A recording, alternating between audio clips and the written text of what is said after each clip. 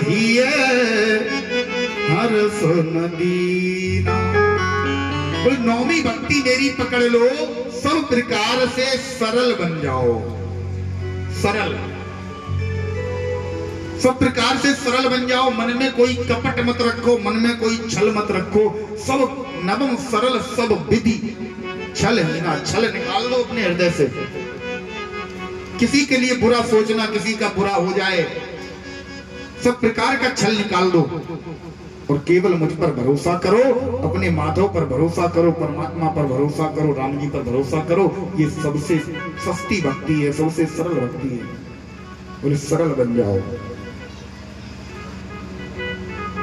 आज जैसे ही हिरण्याकश्यप के सामने प्रहलाद जी ने 9 प्रकार की भक्तियों का वर्णन किया, बोले श्रवणम कीर्तनम विष्णु स्मरणम पाद सेवनम अर्चनम वंदनम दास्यम सख्यम आत्मनिवेदनम। आज जैसे नवदा भक्ति का प्रहलाद जी के सामने वर्णन किया, प्रहलाद जी को क्रोध आ गया। पकड़कर केस पकड़कर घसीटता हुआ प्रहलाद जी को हिरण्याकश्यप को घसीटता हुआ अपने महल तक लेकर गया। कयाधु मैया के सामने जाकर खड़ा कर दिया। बोले कयाधु, ये तेरा बालक, मैंने सारे राज्य को समझा दिया, सारे राज्य पर मेरा जोर चल गया। लेकिन सच कहते हैं लोग कि कोई माँ बाप अगर झुकते हैं तो केवल बाप अपनी औलाद से। लेकिन मैं उन बाप में से नहीं हूं, मैं उन पिताओं में से नहीं हूं। मैं ऐसी औलाद कोई नहीं रखूंगा जो मेरे विरोध में जाए। आज विष का प्याला कयाधु मैया के हाथों में रख दिया। बोले कयाधु, तू पतिव्रता स्त्री है, तुझे अपना पति चाहिए या तेरा पुत्र चाहिए। आज कयाधु मैया पति के वचन में बंधकर अपने पुत्र को अपनी गोद में बिठाकर विषपान करा रही है। प्रहलाद को मारने के लिए विष का पान कराया जा रहा है। महाराज, जिस समय विष का पान कयाधु मैया ने कराया, लेकिन प्रभु की ऐसी लीला, माधव की ऐसी कृपा कि उस विष का कोई भी असर हमारे भक्त प्रहलाद पर नहीं हुआ। प्रहलाद पर उस विष का कोई असर नहीं हुआ।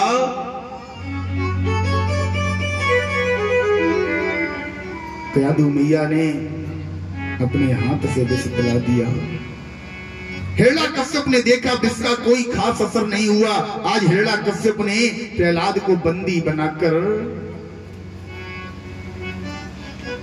अपने सैनिकों को आदेश दिया कि ले जाओ, इसे किसी ऊंची चोटी से किसी खाई में फेंक दो। लेकिन जब खाई में भी फेंका गया, एक ही नाम दिन रात प्रहलाद जी की जिह्वा पर रहता है। दिन रात प्रहलाद जी अपने पिताजी हिरण्याकश्यप से कहते हैं, पिताजी तुम मेरे साथ कुछ भी करो, मुझे बिल्कुल मार डालो, कुछ भी करो, किसी भी प्रकार से, जब तक मेरी देह रहेगी, जब तक मेरी देह में प्राण रहेगा। कि बाप से प्रहलाद जिद करता था कीर्तन के लिए, आफतों से कुछ नहीं डरता था कीर्तन के लिए। जितनी भी आफतें सामने आई, जितनी भी आफतें सामने आई, अनेक प्रकार से हिरण्याकश्यप ने आज प्रहलाद जी को मारने का प्रयत्न किया। अनेक प्रकार से कभी सांपों के सामने छोड़ दिया गया, विषैले सांप, कोबरा सांपों के सामने छोड़ा गया, कभी कंटकों पर सुलाया गया, कभी महाराज शेरों के सामने छोड़ा गया। लेकिन अपनी कुर्बानी कदम भरता था कीर्तन के लिए, जान हथेली पर लिए फिरता था कीर्तन के लिए। केवल राम नाम को पकड़ रखा है, राम नाम में इतना अटूट विश्वास है कि पर्वतों की चोटियों से गिराया भी गया, फिर सुलाया कंटकों पर बदन सारा छिल गया। पर्वतों की चोटियों पर भी सुलाया ही गया, फिर सुलाया कंटकों पर बदन सारा छिल गया। भर के प्याला बिस हलाहल का पिलाया भी गया, मौत से हर वक्त लड़कर भक्त बालक जी गया। आज माधव की कृपा से अनेक प्रकार से हिरण्यकश्यप ने प्रयत्न कर लिए, अनेक प्रकार से प्रयत्न कर लिए, लेकिन महाराज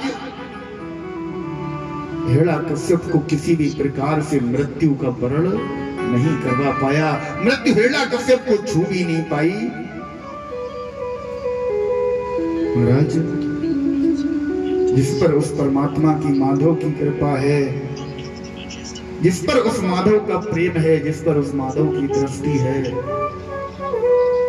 उस कृपा के आगे गोस्वामी बाबा भी लिखते हैं कि जा पर कृपा राम की होई, ता पर कृपा करे सब कोई। इसलिए महाराज आज भक्त प्रहलाद के साथ अनेक प्रकार से जुल्म किए जा रहे हैं, कष्ट दिए जा रहे हैं, लेकिन भक्त प्रहलाद पर कोई असर नहीं है। हिरण्यकश्यप की एक बहन है जिसका नाम है होलिका। इस होलिका को वरुण भगवान ने एक ऐसी चुनरी, एक ऐसा चीर दे रखा है जिसका नाम है शीतल चीर। इस चुनरी का यह प्रभाव है कि अगर ओढ़कर कोई व्यक्ति अग्नि में भी बैठ जाए तब भी अग्नि उसे जला नहीं सकती। आज होलिका मैया को हिरण्यकश्यप ने बुलाया, होलिका मैया से कहा कि दैत्य बोला होलिका से, जुल्म यह ईजाद कर,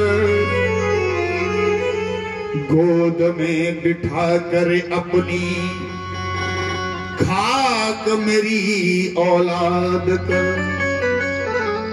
अपनी गोद में तू बिठाकर प्रहलाद को तू अग्नि में बैठ जा, और अग्नि में बैठकर तू शीतल चीर को ओढ़ लेना। शीतल चीर को ओढ़ने के बाद अग्नि तुझे जला नहीं पाएगी, प्रहलाद जी जाए, प्रहलाद जल जाएगा, मर जाएगा। इसके अलावा मेरे पास कोई उपाय नहीं है। आज महाराज जिस समय होलिका मैया प्रहलाद को अपनी गोद में लेकर अग्नि में बैठी, लिखते हैं कवि, आग में होलिका ने आसन लगाया गोद में, भक्त ने भी इस कदर आसन लगाया गोद में। जैसे ही अग्नि को प्रकट करवाया गया, अग्नि प्रज्वलित की गई कि दौड़ कर बैकुंठ से भगवान आया गोद में, भक्त ने भी इस कदर आसन लगाया गोद में।